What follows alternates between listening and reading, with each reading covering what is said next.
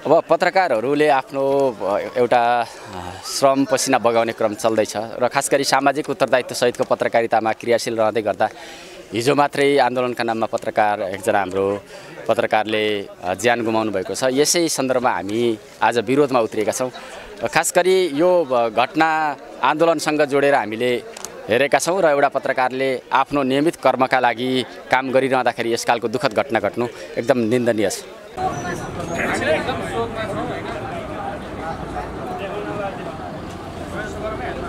एकदमै नराम्रो घटना भयो जुन चाहिँ अहिले चौथो अङ्ग भनेर पनि पत्रकारलाई लिइन्छ सञ्चार क्षेत्रलाई। यो चाहिँ जुन हाम्रो घटना भइरहेकोलाई कैद गर्न जाँदाखेरि यो एकदमै दुःखद घटना भएको छ। त्यो प्रति चाहिँ अब अहिले नेपाल पत्रकार महासङ्घ रूपन्देहीले पनि यसरी यहाँ प्रदर्शन गरिरहेको छ। अब यस्तो घटना नहुनु पर्ने हो र अब के गर्नुपर्ने हो अब चाहिँ उहाँहरूलाई पनि अब को दोषी होइन यसमा जस्तो किन यस्तो भइरहेको छ भन्ने कुराहरू चाहिँ अब सरकारको ध्यान जान जरुरी छ भन्न म चाहन्छु। धन्यवाद।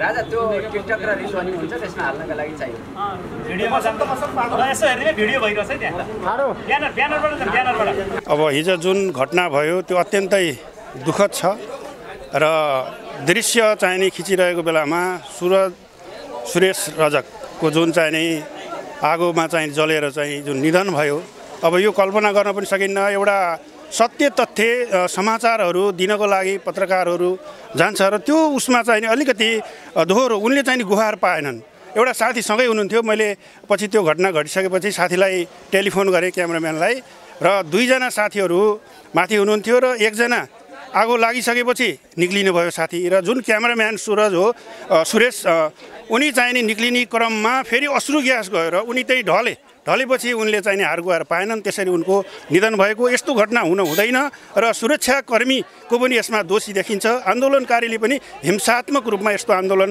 गर्न हुन्न, किनभने निष्पक्ष समाचार गर्नको लागि कर्म गर्नको लागि उनी चाहिँ त्यहाँ गएका थिए। त्यो बेलामा चाहिँ निधन भयो। अब त्यो घटनालाई कसरी सम्झिने अत्यन्तै दुःख लाग्छ र उनीलाई प्रति हार्दिक संवेदना पनि श्रद्धाञ्जली व्यक्त गर्न चाहन्छु। धन्यवाद।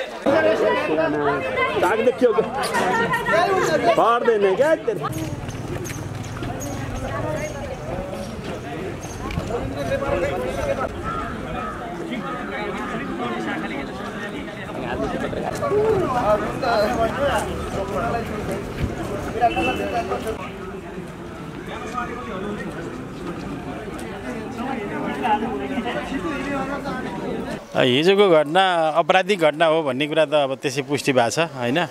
पत्रकारको हत्या हुनु, अनि निजी सम्पत्तिहरूमाथि तोडफोड हुनु, राजनीतिक दलका कार्यालयहरूमाथि तोडफोड हुनु र यो प्रतिगमनकारी तत्त्वहरू सलबलाएको अवस्था छ र अब अपूर्ण क्रान्ति भयो भन्ने खालको कुरो परिस्थितिले देखाएको छ। पूर्ण क्रान्तिको खाँचो छ।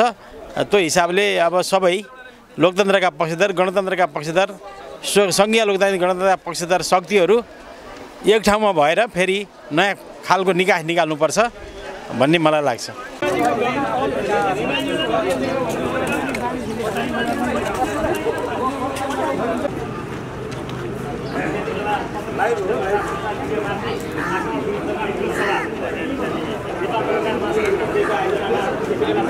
जुन घटले गरेका छन् यसका विरुद्धमा आम सञ्चारकर्मी मित्रहरूलाई एकता छन् र हिजोको घटना जसरी हाम्रो पत्रकार सन्तोष रजकमाथि जुन घटना घट्यो त्यो घटनाको हाम्रो सङ्गठन र आम पत्रकार श्रमजीवी पत्रकारहरूले यो अत्यन्त निन्दनीय, जतिसुकै निन्दा गरे पनि नपुग्ने, जतिसुकै भर्त्सना गरे पनि नपुग्ने घटना हो। एउटा पत्रकारले आफ्नो सञ्चार कर्म गरिरहेको सन्दर्भमा, समाचार सङ्कलन गरिरहेको सन्दर्भमा, समाचारको भिडियो खिचिरहेको सन्दर्भमा एउटा कोठामा बन्द गरेर, जुन अहिले भिडियो पनि सार्वजनिक भएको छ, काम गरिरहेका पत्रकारलाई बाहिरबाट ताला लगाएर भित्र आगो लगाउने काम भएको छ। यो जतिसुकै भत्सना गरे पनि, निन्दा गरे पनि पुग्दैन। यो घटनामा जो संलग्न छन् र यसका योजनाकारहरू यो योजनाबद्ध ढङ्गले मिडियामाथि आक्रमण गर्ने र योसित सँगै भित्र एउटा पत्रकार जलेको छ, यो घर जलेको छ, अब अरूका पनि जलाउनु पर्छ भन्ने खालको जुन आवाज पनि त्यहाँ सुनिएको छ त्यो भिडबाट, यो खालका घटनाहरू छन्। यो चाहिँ सुनियोजित ढङ्गको घटना हो। यसका लागि हामीले चाहिँ नेपाल पत्रकार महासङ्घले आज आफ्नो स्थापना दिवसको खुसियाली मनाउने सन्दर्भमा हामी आँखामा आँसु लिएर स्तब्ध मन लिएर हामी आन्दोलनमा उत्रिनु परेको अवस्था छ।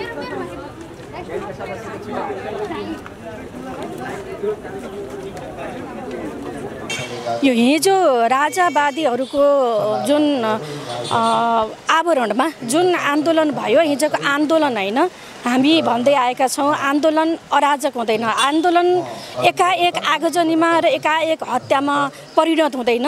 हिजो पत्रकार सुरेश रजकको जुन हत्या भएको छ, आगलागीमा परेर निधन भएको भनिएको छ, त्यो निधन होइन, त्यो हत्या हो। यसको जिम्मा हिजोको जो आन्दोलनको अगुवाई गरेको र आह्वान गरेको जुन संस्था थियो त्यसले लिनुपर्छ।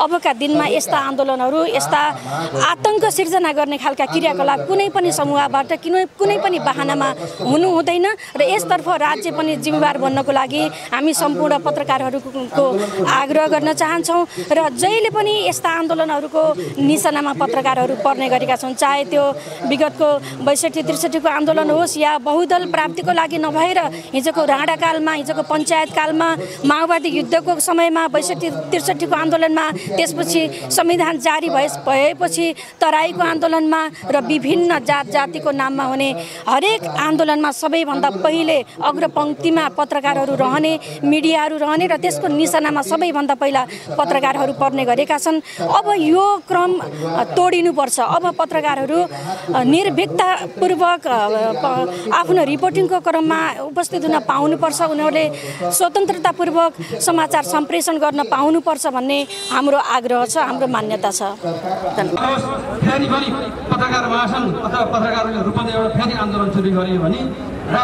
यो घटना ज्यादै निन्दनीय र दुर्भाग्यपूर्ण छ।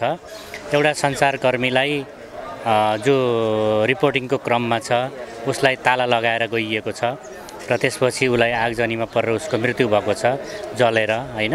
विश्व मानव सभ्यताको इतिहासमै यो कलङ्क हो। एउटा सञ्चारकर्मी जसले रिपोर्टिङ गरिरहेको छ उसलाई चाहिँ जिउँदै आगो लगाएर मारिएको घटना त मानव सभ्यतामा यो सह्य घटना होइन र यसले सिङ्गो देश र समाजलाई चाहिँ सिरिङ्ग बनाएको छ यो घटनाले।